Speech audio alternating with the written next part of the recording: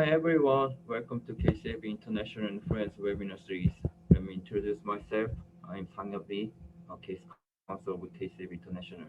It is a great pleasure to meet you all today. This is the 22nd Friends webinar series, and it is the first of this year, and I'm so glad to be back on the series after a long break since last November. A large number of people have showed their interest by registering this webinar, and I'd like to extend our deepest gratitude to our sponsors for their continued support for the success of this webinar. So IDIC, Korean In-House Council Association, and In-House Council Forum. Title of today's webinar is Surviving Beyond the Pandemic, a Guide to Risk Management in International Construction Projects. And our friend, who is co-hosting this time, is Pinsent Masons, which has magnificent specialties in construction, energy, or infrastructure-related sector. Since being together as a part of our Friends webinar series last year, KCAB International and Pinsent Masons have continued to closely cooperate each other, not just this webinar series, and like participating in Seoul Radiant Festival as well. On behalf of KCAB International, I'd like to truly grateful to join and be with us this time again. As you all could see through the title of today's webinar, we can tell we are standing in the line between the end of pandemic and the beginning of endemic. After lots of difficulties due to COVID-19 over past years, it's obvious that we are finally stepping into a positive situation than before, but still nobody could perfectly predict what kind of challenges we will face beyond pandemic. And these concerns might have to be handled more carefully in international construction. In this regards, I strongly believe this webinar is timely arranged, and the professionals from Pins and Masons will guide you to manage the construction-related risk in efficient way for coming future.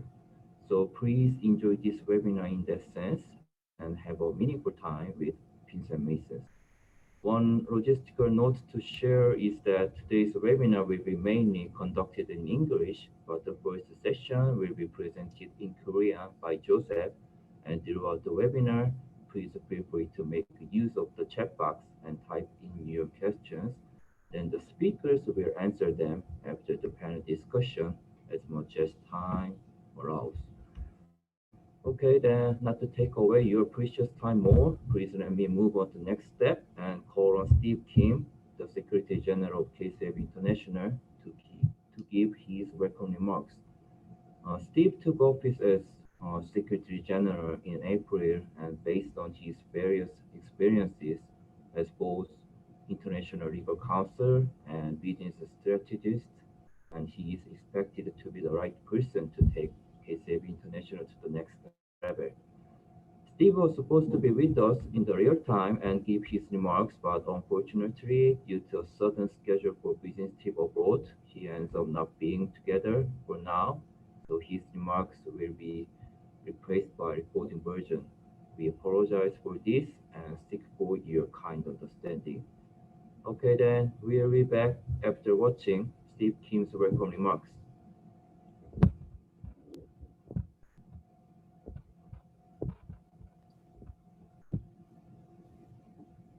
Ladies and gentlemen, welcome to this webinar. My name is Steve Kim. I'm the Secretary General of KCAB International.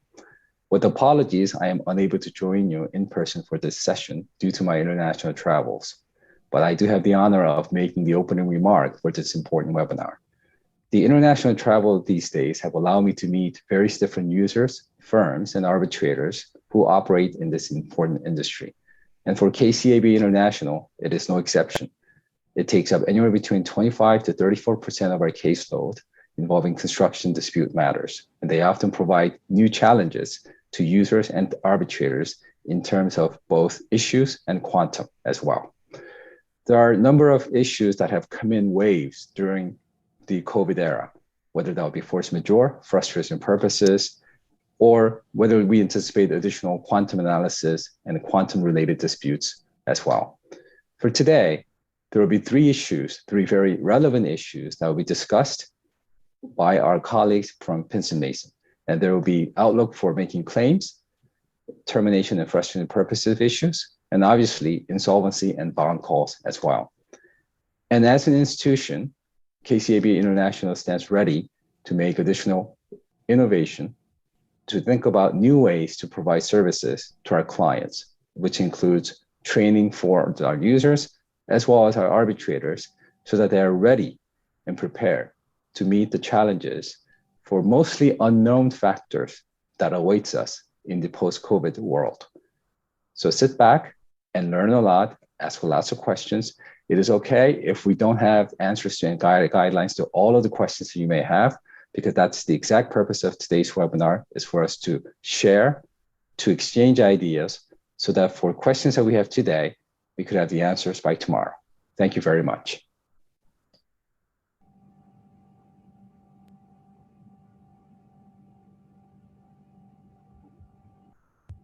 Thank you, Steve, for those insightful remarks. Wish you have a safe trip and back. And now I will hand over the mic to Mr. Joseph Lee from Doha office of Pinsent Masons. Joseph concentrates his practice in infrastructure sector and provides a much needed solution to global clients through the Korean ESG companies. 자, 그럼 이조섭 변호사님 진행 부탁드리겠습니다.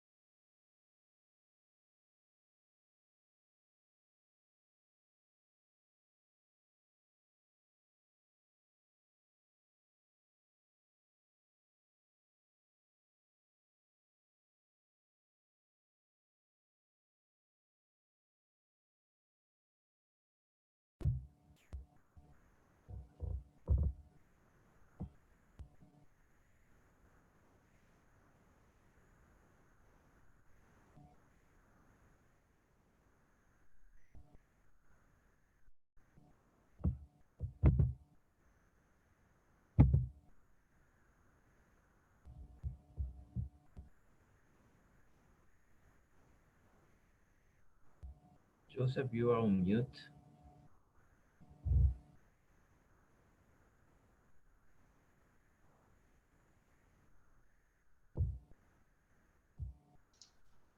Sorry. Did you miss all of the Yes. sections? Yes. Oh, I'm sorry. Oh, You're my gonna start from the apologies. beginning. Yeah. Sorry. Yeah, sorry. Apologies, everyone. So I just gave an introduction to the speakers. Can you see my screen that's being shared? Sign up. Your PowerPoint is not shared for now, so you gotta Okay. share. Yeah. All right. Let me do that The again. screen. My apologies. Yes.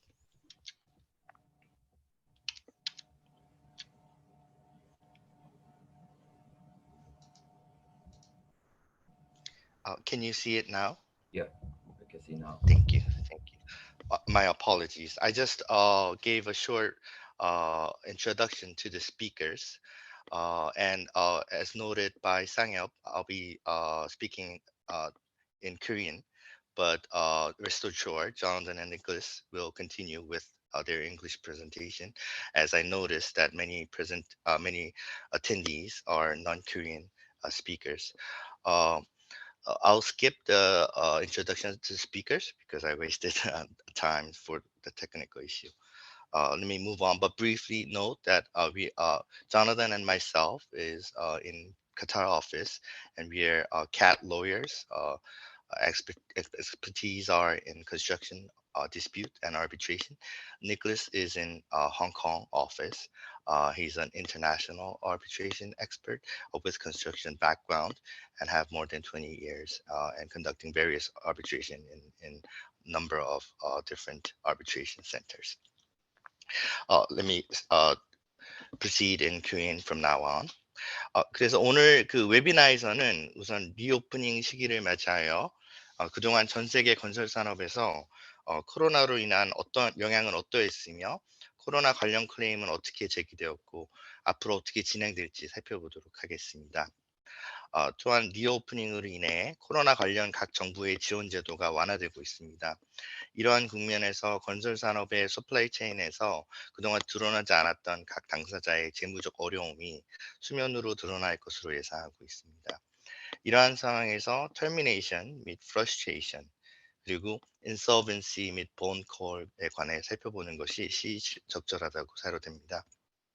이와 관련 조나단 콜리어 및 니콜라스 터너 변호사님께서 설명을 해주실 거며 다시금 말씀드리지만 이는 영어로 진행이 될 예정입니다.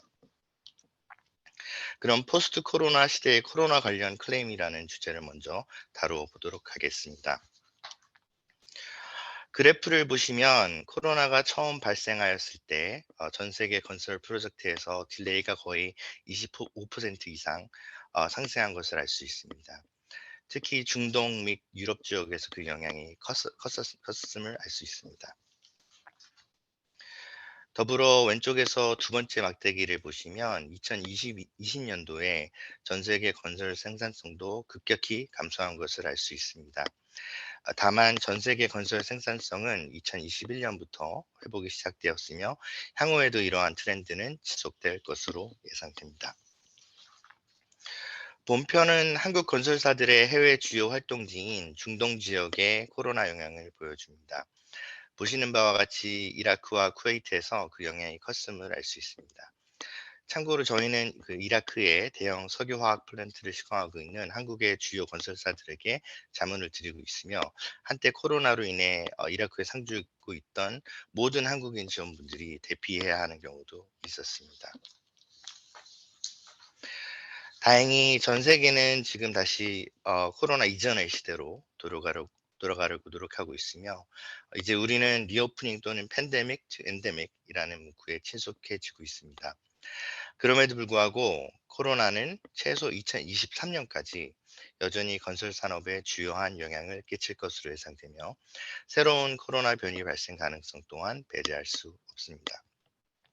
코로나 관련 정부 규제는 전 세계적으로 건설 프로젝트의 지연을 가져왔으며 이는 지속될 것으로 예상됩니다. 다만 기존의 락다운 조치보다는 완화된 헬스 앤 세이프티 및 운송 관련 규제가 예상됩니다. 물론 중국은 예외의 경우이지만 말이죠. 이러한 상황에서 코로나 관련 클레임이 지금까지 어떻게 제기되었고 이러한 클레임은 얼마나 효과적이었는지 살펴보도록 하겠습니다. 일반적으로 코로나 관련 클레임을 제기하는 접근 방식은 다음과 같은 세 가지 방향으로 진행이 되었습니다. 먼저 계약서에서 명시적으로 코로나 관련 조항이 있을 때 예컨대 force majeure 조항 또는 employer's risk 조항에 팬데믹이 언급되어 있는 경우겠죠. 이러한 조항을 근거로 클레임이 제기되었습니다. 두 번째로 계약서에 코로나 관련 조항이 없을 경우에는 각국의 민법 등에 규정된 force majeure 법률을 근거로 클레임이 제기되었습니다. 또 다른 접근 방식은 계약서상 change in law 조항을 근거로 코로나 관련 클레임을 제기하는 것이었습니다. 그러면 이러한 세 가지 접근 방식이 얼만큼 효과적이었는지 살펴보도록 하겠습니다. 먼저 계약서 조항 또는 법률에 근거한 force majeure claim을 제기하는 접근법에 대한 실무적인 경험을 공유드리도록 하겠습니다. 실무적으로 코로나 관련 클레임이 제기된 경우 일반적으로 코로나가 force majeure 이벤트임이 인정이 되었습니다. 물론 계약서상 이를 명시적으로 제외한 경우에는 force majeure로 인정되지 않겠지만 이는 일반적으로 볼 수는 없을 것 같습니다. 예컨대 대부분의 시빌러 국가에서는 원칙적으로 법원들이 코로나를 force majeure 이벤트로 인정하고 있습니다. 더불어 일부 국가들의 정부기관들은 이러한 원칙을 공식적인 행정명령으로 확인해 주는 경우도 있었습니다. 예컨대 제가 근무하고 있는 카타르에서는 올해 초 재무부에서 코로나 관련 클레임에 대한 인타이틀먼트를 인정하는 공문을 발표하였습니다.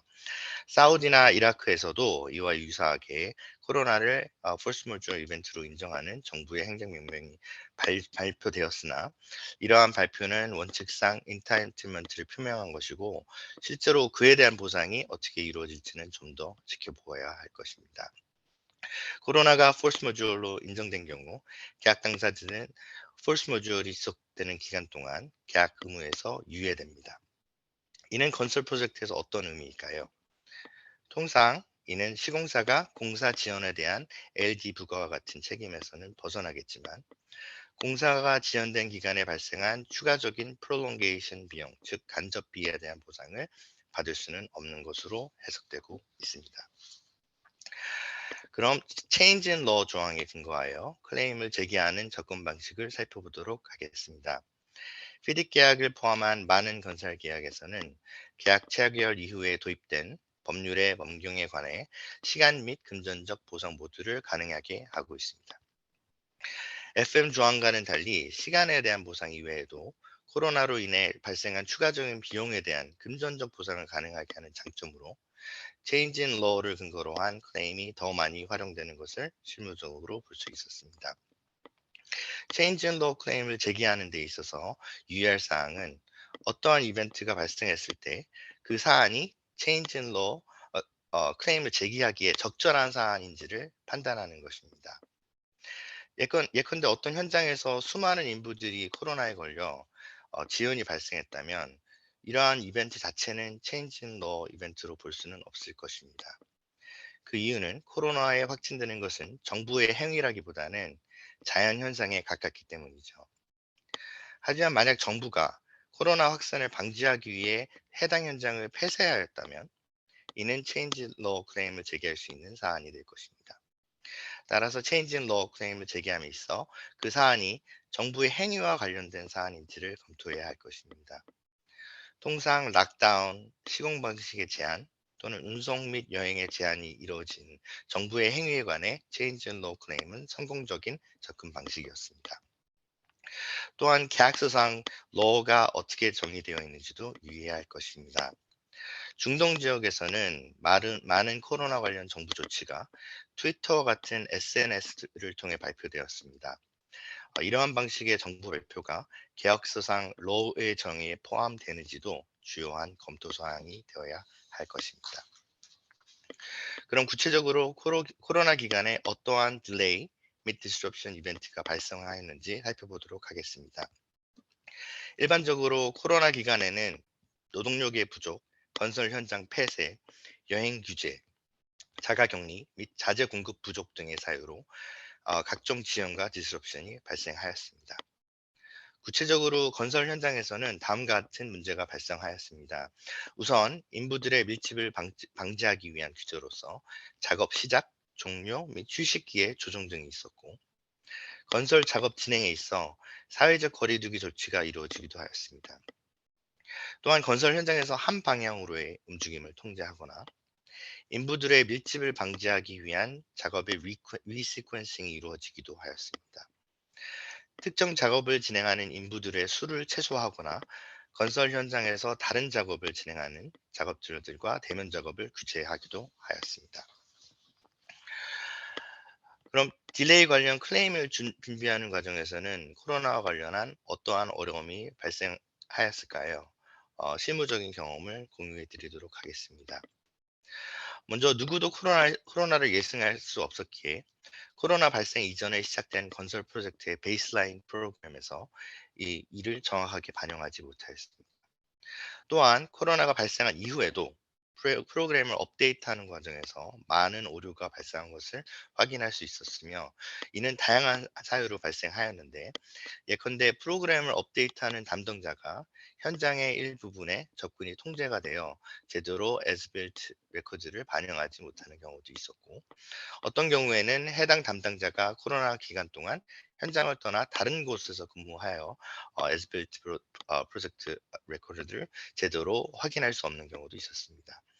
더불어 코로나 기간 동안 근무하던 근로자들이 해임되어서 더 이상 그 기간 동안 발생한 현장 상황을 직접 목격한 사실관계를 증언할 증인들이 부족한 경우도 있었습니다. 만약 코로나 발생 이전에 이미 딜레이가 발생하고 있었던 경우에는 코로나로 인해 해당 딜레이가 더 악화될 수 있었겠죠. 이런 상황에서 시공사는 코로나가 발생하지 않았다면 추가적인 딜레이를 방지할 수 있었을 것이라고 주장하지만, 발주처 입장에서는 이러한 코로나 이전의 딜레이가 있을 경우에는 코로나로 인한 추가적인 영향을 인정하지 않는 그런 모습도 볼 수 있었습니다. 딜레이 관련 클레임을 준비하는 과정에서는 이와 같은 어려움을 모두 반영하고 커렉션을 한 이후에 정확한 딜레이 애널리시스가 필요할 것입니다. 그럼 디스럽션 클레임을 준비하는 과정에서 저희가 경험한 코로나와 관련한 어려움이 어떤 것이 있는지 공유해 드리도록 하겠습니다.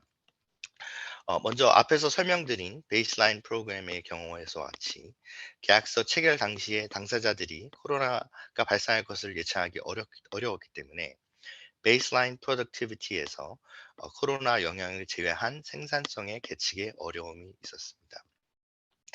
코로나가 또 진행될 당시에는 다음과 같은 어려움이 발생하였습니다. 먼저 다양한 시점 및 시기에 걸쳐 상이한 코로나 규제 및 조치가 도입되어 특정 시점에서의 생산성의 영향을 파악하기가 어려운 경우가 많았습니다. 더불어 코로나 규제 및 조치의 영향이 건설 현장 전반 또는 각 시공 작업별 상이하다는 그에 따라서 생산성 측정이 어려웠다는 점도 발견되었습니다. 공사 분야별로 코로나 규제 조치가 그 영향이 매우 달랐습니다. 예컨대 코로나 규제 조치가 디자인 쪽에서는 큰 영향을 미치지 못했지만 조달 및 시공 작업에서 더 크게 영향을 미치는 것을 볼 수 있었습니다. 어떠한 경우에는 코로나 영향을 완화하기 위해서 취한 시간 연장 등의 조치가 상황을 더 악화시켜서 아이들링 코스트 등을 추가로 발생시키는 결과를 초래하기도 하였습니다. 위와 같은 어려움을 모두 반영한 정확한 프로덕티비티 애널리시스가 꼭 선행돼야 성공적인 디스럽션 클레임이 준비될 수 있을 것으로 사료됩니다. 결론적으로 코로나 관련 클레임을 제기함에 있어 다음과 같은 사항을 염두에 두시기 바랍니다. 우선 계약서와 현지 법률을 검토하시고 오늘 말씀드린 세 가지 방안 중 어떠한 방안을 근거로 클레임을 제기하는 것이 가장 유리한지 고려해 보시기 바랍니다. 또한 force majeure 및 change in law 클레임 이외에도 다른 접근 방식이 가능한지 고려해 보시기 바랍니다. 한 예로 코로나가 피딕 계약서상 unforeseeable physical conditions에 해당한다는 클레임이 제기된 것을 실무상으로 경험한 적이 있습니다. 피딕 계약서상 physical conditions는 매우 광범위하게 정의되어 있고, 구체적으로 natural physical conditions and physical obstructions encountered at site during execution of the works로 정의되어 있습니다. 이러한 정의상 코로나를 natural event obstructing the works at site로 간주하여 이러한 조항을 토한 보상을 청구하는 경우도 있었습니다. 물론 이런 주장은 일반적이진 않지만 만약 다른 방안이 없을 경우에 이런 방식의 클레임을 제기하는 것도 대안이 될 수 있을 것입니다. 더불어 클레임 문서를 작성함에 있어 코로나로 인한 분석의 어려움을 반영한 정확하고 포괄적인 딜레이 및 프로덕티비티 분석이 필요할 것입니다. 이제 조나단 컬리어 변호사가 termination and frustration 관해서 설명해 드리도록 하겠습니다. Thank you, Jonathan.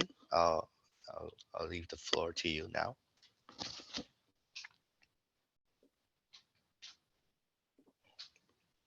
Jonathan? Yeah, Joseph, can you hear me? Yes, great. You don't have a technical problem like me. Please proceed. Thank you.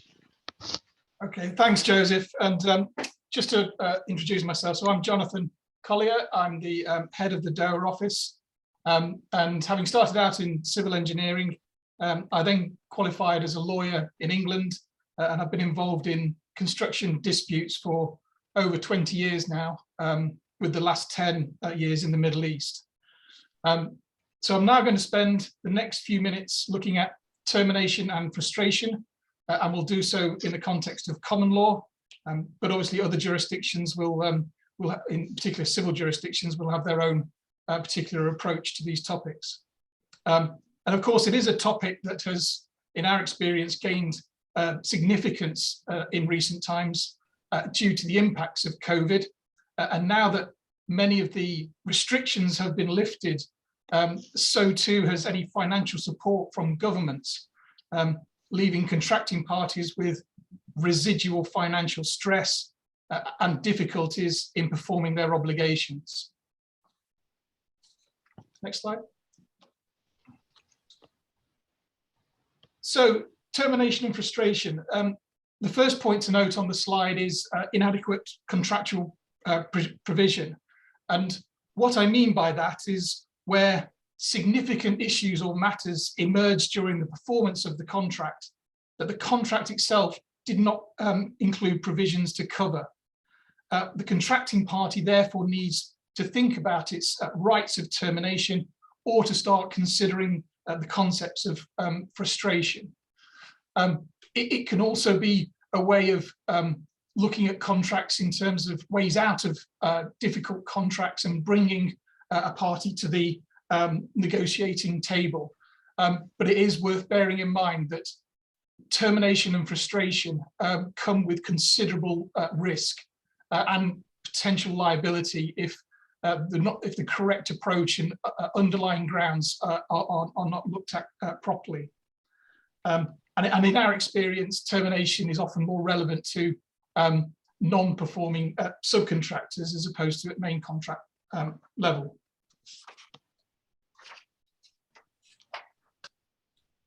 So the first option as regards termination is by mutual agreement. And we consider this to be the best option as the parties can agree the terms upon which the contract is terminated. Therefore, in theory, it should avoid disputes and gives certainty to both parties. Plainly, it will need the consent and cooperation of both parties. And often when one is in a situation of termination, there are pre-existing claims. And so that it can be difficult to have this option done by way of mutual agreement. Sometimes it can be done as part of an overall settlement of any claims from both parties. In terms of proper documentation, well, what I mean by that is that the terms of the mutual agreement should be clearly set out in a document signed by both parties to the contract to again give that certainty and to avoid disputes. So the next option is the termination provisions that are expressly set out in the contract. In our experience, most contracts will contain specific provisions allowing a party to terminate in certain circumstances.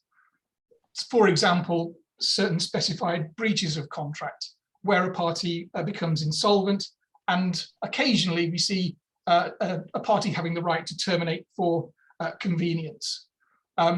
It's very important to ensure that any process of termination set out in the contract is followed correctly, and we would advise getting legal advice because if it is not done, if it is done incorrectly, it can have an adverse impact on the party looking to terminate and potentially open up that party to liability itself.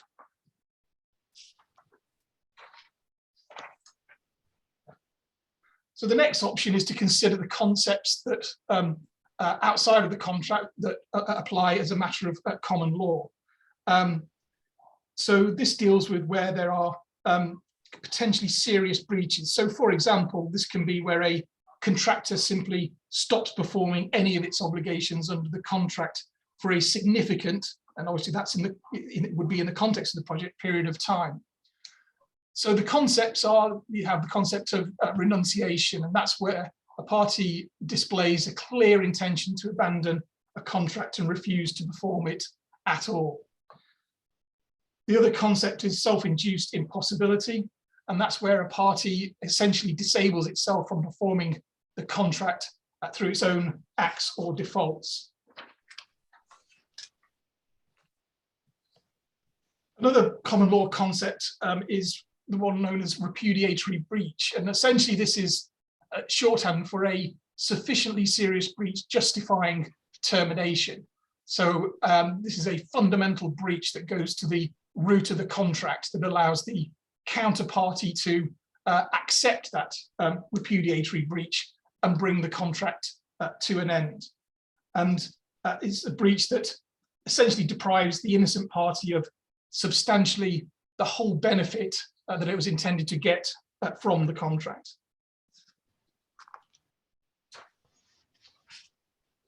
Again, we would advise getting legal advice on the underlying concept or the underlying legal principles as regards termination at common law.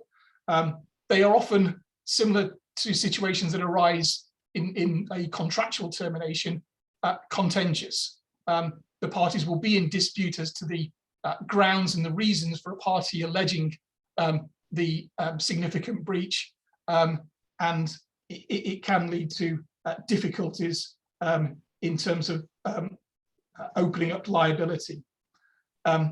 The process needs to be done carefully, and any certainly contractual process and underlying legal process done in the correct, timely manner. If it's not done correctly, there is the risk of actually losing the right to terminate. And as I alluded to in a couple of slides earlier, a termination that is done wrongly by a party can lead to the counterparty alleging that the party is in itself repudiatory breach, leading to the counterparty looking to terminate and expose the other party to damages for its incorrect termination. Frustration. So this is where termination is not really or is a difficult option at the sort of main contract level, and it is a very different way out of contracts. It is not easy to establish, but probably a more credible argument than termination at main contract level, and perhaps should be considered as a negotiation strategy. I'll look at a couple of cases now. So it automatically occurs without default of either party, where there is such a change in circumstances that renders performance radically different from that undertaken by the contract. And that was taken from a case of Davis and Fairham. And in this 1956 case, the contractor had a contract to build 78 houses over 8 months for £92,000 sterling. In the end, it took 22 months and cost £115,000, apparently due to the contractor being short of labour and materials. However, in that case, although it was found that the contract had become more onerous, it did not achieve the bar of frustration, and the court found that it wasn't a frustrated contract. Another aspect of frustration is where there is a supervening event that so significantly changes the nature of the contractual rights and obligations from what the parties could have reasonably have contemplated, that it would be unjust to hold them to the contract. And in the National Carriers case, this was a 1981 case where National had granted Panalpina a 10-year lease of a warehouse. However, the only access to the property was by a road that the local authority had closed for 20 months due to the dangerous condition of a neighbouring property. However, here it was held that there was, again, no frustration, and that the interruption of 20 months in a 10-year lease was not significant enough to destroy the entire contract. And therefore, Panalpina were, unfortunately for them, obliged to pay the rent for the full term. And then circumstances, again, where there was no frustration, where the event was foreseen at the time of contracting, and there's some authority there, where the event is contractually provided for, so the contract prevails in those circumstances, or where there's just a mere increase in cost as opposed to an astronomical increase. So the effect of frustration is that both parties are released from any further liability to each other. In the UK, there is some legislation that covers the position, and that provides that each party recovers money paid to the other prior to frustration and relieved from having to pay outstanding sums, and recovery of a just sum representing value of any valuable non-monetary benefit conferred prior to the frustration. So COVID-19, can a construction contract be frustrated by COVID-19?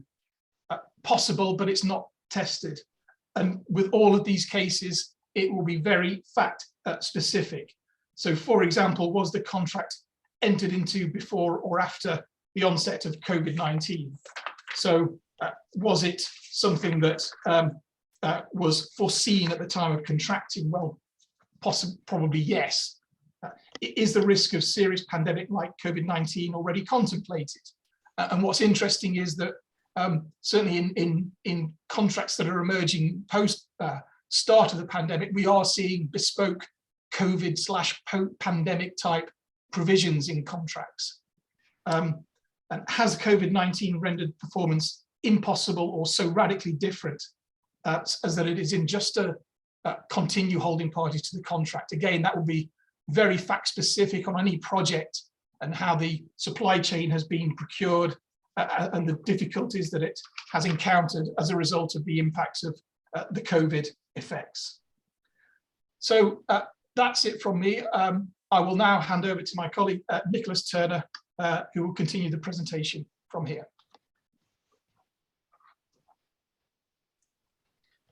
Thank you, Jonathan.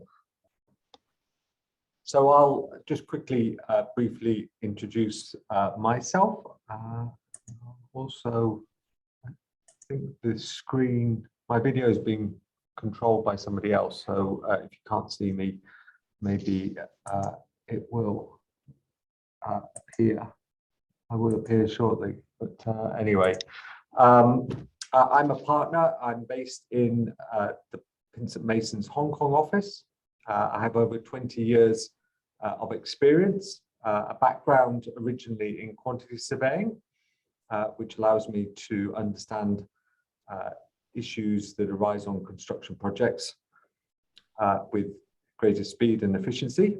I've practiced based primarily in Asia, but also in the Middle East, and have worked with Korean contractors for most of the 20 years that I've been a lawyer.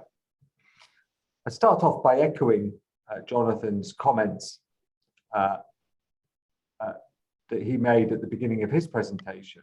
COVID has had a significant impact on contracting, contractors, projects. Protection measures that were in place to reduce that impact are now falling away. There are inbuilt stresses and there are also new stresses, geopolitical ones, as well as economic ones, and a certain level of uncertainty. And with all of that combined, we're certainly not out of the woods when it comes to issues of insolvency or the potential for companies to become insolvent. So with that background, if we go to the next slide, we'll just touch upon what I'm going to cover today. And you can see there, we'll cover quickly insolvency regimes, impact of insolvency at various stages, as well as cross-border. Then we'll look at bonds and how they might help, and finish off with a few practical tips. So if we go to the next slide,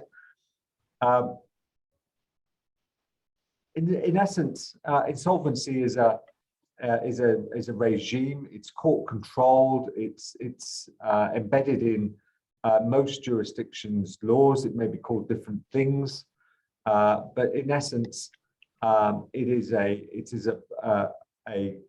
statutory or a state-governed set of procedures which allow for the controlled dissolution of companies if they get into financial problems. There are various stages, and just to sort of highlight those, the first stage will be where the realization that a company is becoming insolvent, if not insolvent, unable to pay its debts. Usually there'll be some sort of court intervention at this stage following an application. Many jurisdictions then stop any action being taken by or against insolvent or potentially insolvent companies. And that means that actions, executions or legal proceedings, and we'll see in a moment, arbitration proceedings have to stop. Once the person identified to assist the company has had an opportunity to understand it, then there'll be a realization of any assets, adjudication of claims, and then the final wrapping up of the business. So if we go to the next slide, there may be in certain jurisdictions alternatives to that. This is what might be referred to as to allow restructuring or rehabilitation of a financially struggling company. There you go. Hello. And those may be applicable where, for example, a company that has current financial stresses, but has a potential or has expectation of significant cash flow in the near future. You may have heard of some of these, a scheme of creditor arrangement, or might be called slightly different things in different jurisdictions. This is often a company and creditor organized agreement, no involvement of courts, and it allows the creditors to get involved in how the company is to be reorganized. Usually the creditors give up some right to some of the debt they're owed, and it would usually be binding on everybody, even if you have one of those creditors that's big and powerful. You, I'm sure, have heard of Chapter 11. You may have heard of administration, term used in the UK, or judicial management, a term used in Singapore, and there may be others. This is where the courts get involved, and they appoint individuals, a manager or administrator, to take over the management of the company, acting in the same way that directors would have done, with the aim of helping to restructure and save the business rather than simply dissolve it.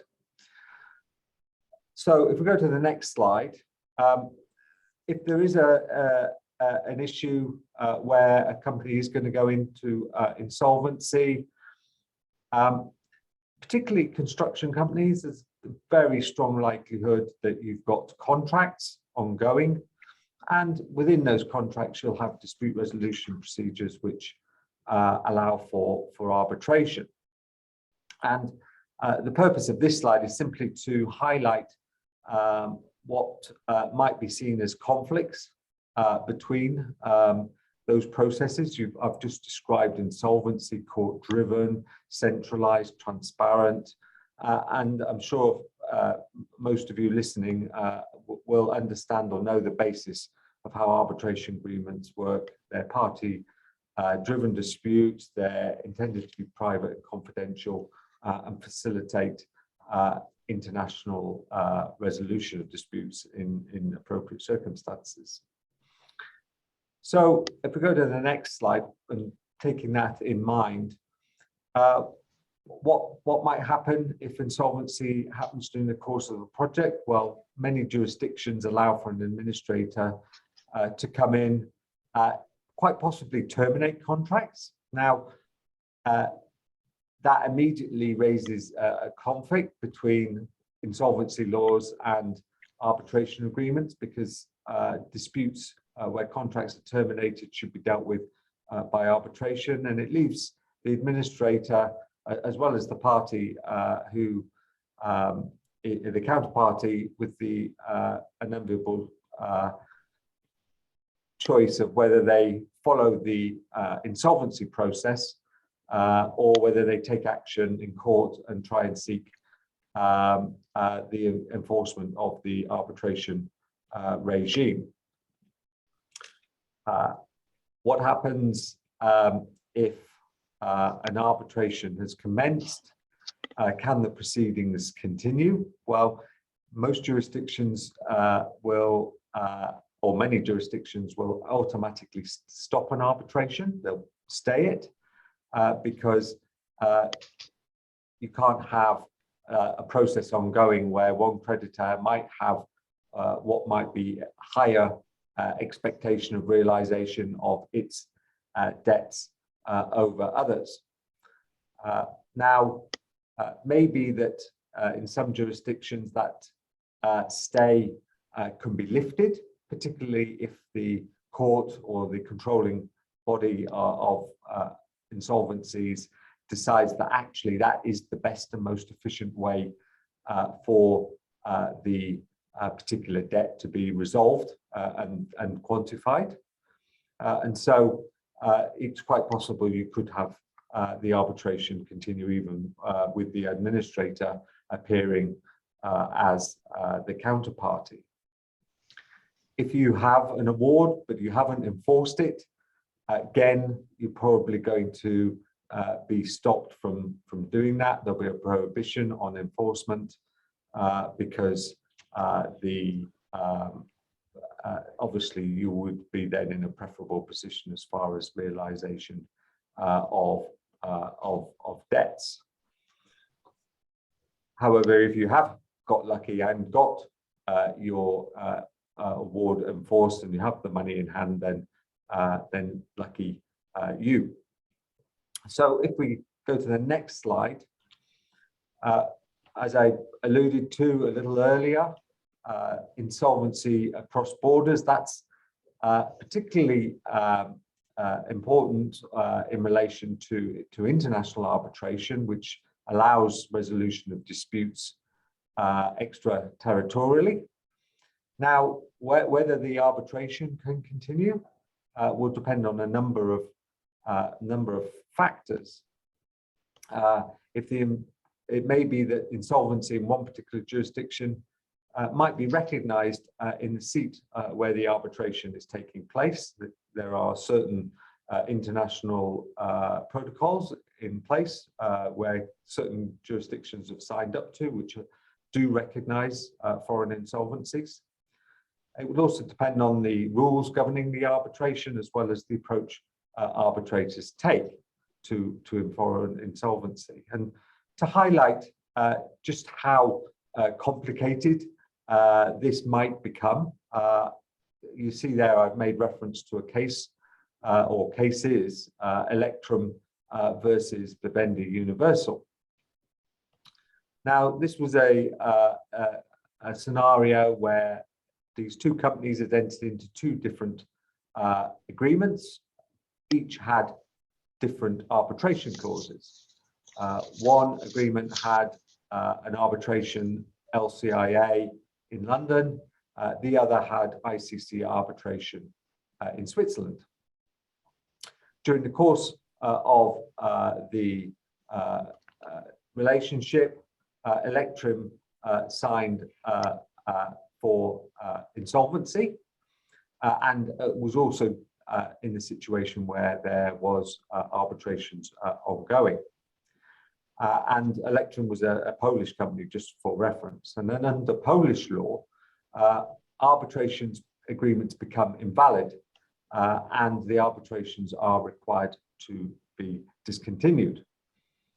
However, the LCIA arbitrators determined that English law applied to that particular arbitration and governed that they had jurisdiction to continue with the arbitration applying English law. The ICC arbitrators determined that Polish law governed their particular arbitration and as such lacked jurisdiction.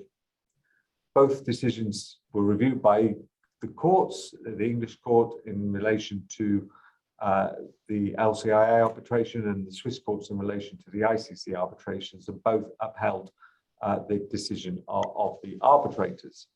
So as you can see there, you need to think carefully about potentially the scenarios that might exist if your particular project is going to, or there is a possibility of insolvency, and what that might mean in relation to your dispute resolution.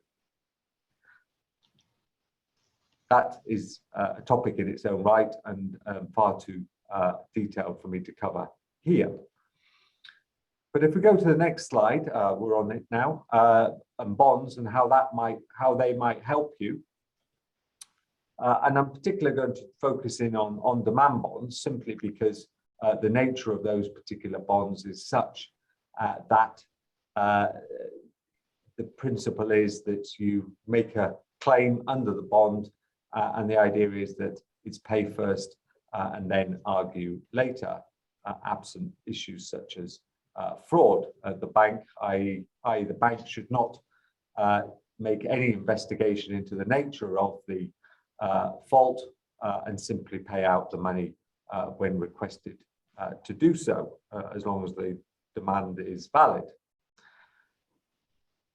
There may be certain situations, again, in an international context, where bonds could be, or bond calls could be restrained.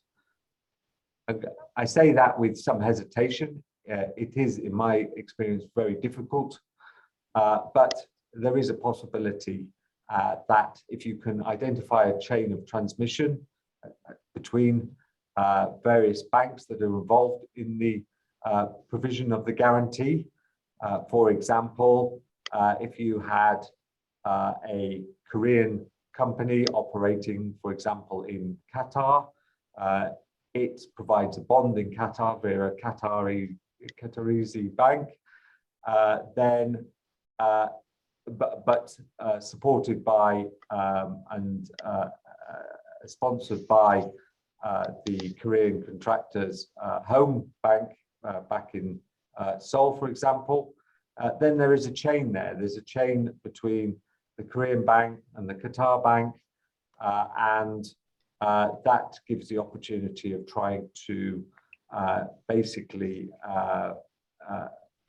make an application to in either jurisdiction with the idea of stopping the flow of money. As I say, it's a very difficult situation to progress with. So to wrap up, if we look at some practical tips, obviously prevention or being aware of the scenario or the situation is always likely to be the first the easiest way of helping to protect yourself. And to do that is to closely monitor your counterpart if you think that it's likely that it may go into insolvency. Has it got liquidity problems? Are they struggling to progress work, pay their labor, etc.?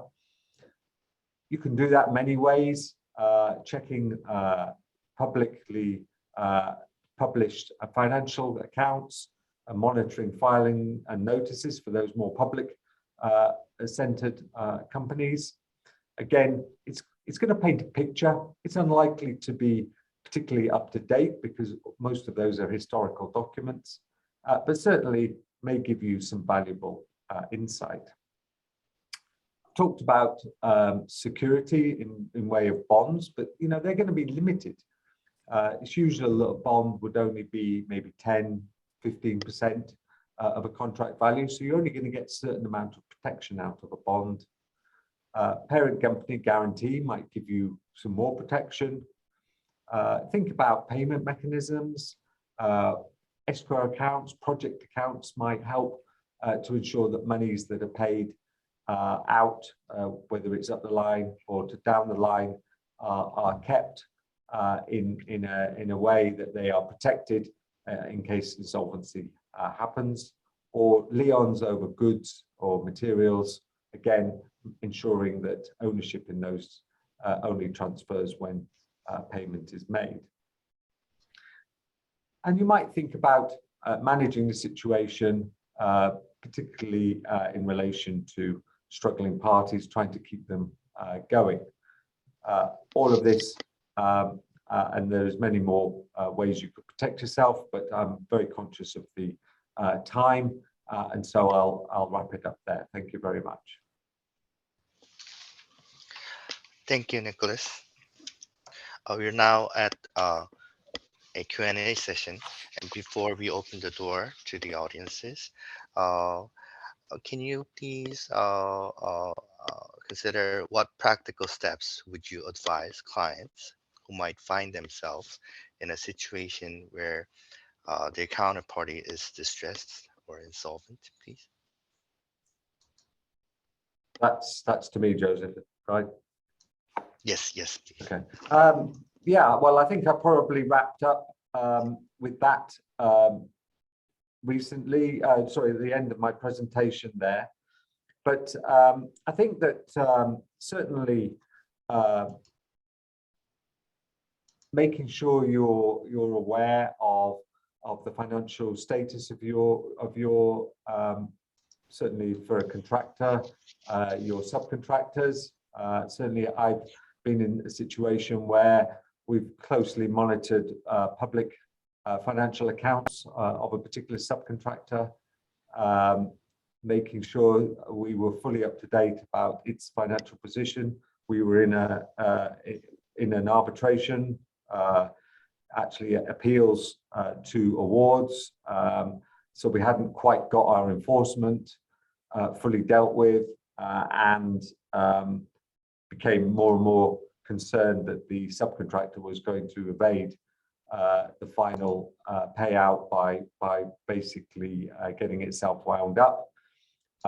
Thankfully, we do have, or that particular matter has a bond, and so we're in a reasonably good position in relation to that. So again, just highlighting that, making sure you've got financial tools at hand that allow you to protect yourself as much as possible.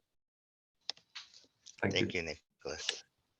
And Jonathan, thank you for your presentation on termination and frustration. Are you seeing any particular trends around termination situation arising in recent years, particularly in relation to COVID being the primary cause?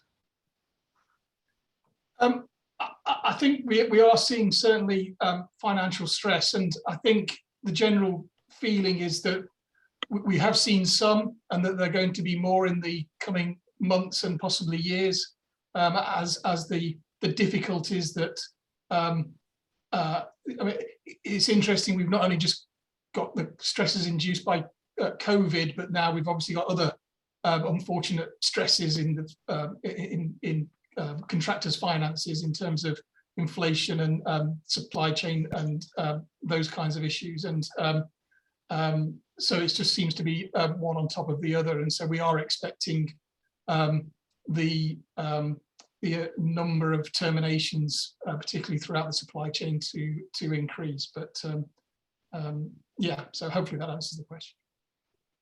Thank you very much. I see many of you would have urgent questions, but I am also conscious of time now.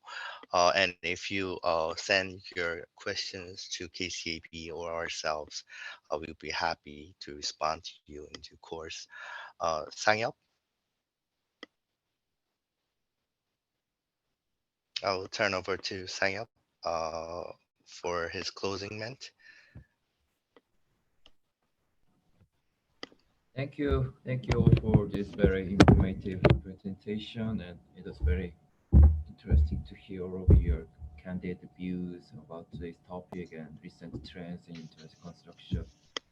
All right, I think we have already passed the expected time for webinar, and it's time to wrap up here. And so there were some inquiries about whether this webinar's video clip and like a PowerPoint will be available to the attendees. So we will discuss later with our panelists, and we will arrange it in a way that attendees will like. And so please be patient a little bit more. And then anyway, our next webinar will take place soon and next week. So we hope you keep interested with our Friends webinar series, and hope to see you there. And in the meantime, we thank you to our panelists for taking your precious time to join us today, and also thank you all of attendees as well. Okay, then it's time to wrap up. Thank you. Bye. Stay safe. Thank you. Thank you. Bye. Bye now. Thank you. Bye-bye. Bye-bye.